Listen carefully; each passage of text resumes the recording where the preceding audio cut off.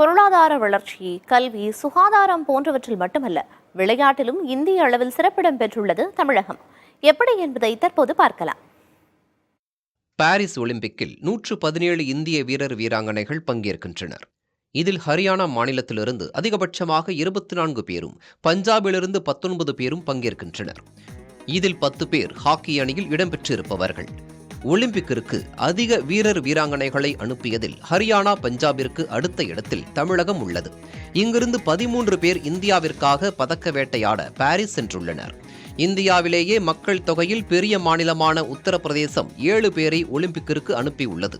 கர்நாடகாவிலிருந்து 7, கேரளாவிலிருந்து 6, மகாராஷ்டிராவிலிருந்து 5 பேர் ஒலிம்பிக்கில் களம் காண்கின்றனர். டெல்லி, உத்தராகண்ட், ஆந்திரா, தெலங்கானாவிலிருந்து தலா 4 பேர் பாரிஸ் சென்றுள்ளனர். மேற்கு வங்காளத்திலிருந்து 3, ஒடிசா, மத்திய பிரதேசம், மணிப்பூர், சண்டிகர், ராஜஸ்தான், குஜராத்திலிருந்து தலா 2 பேர் ஒலிம்பிக்கில் பங்கேற்கின்றனர்.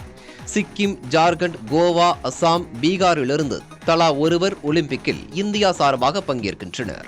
ஒலிம்பிக்கில் பங்கேற்கும் இந்திய வீரர் வீராங்கனைகளில் ஏறக்குறைய பாதி பேர் ஹரியானா, பஞ்சாப், தமிழ்நாட்டிலிருந்து செல்வது குறிப்பிடத்தக்கது. புதிய தலைமுறைக்காக சேஷகிரி.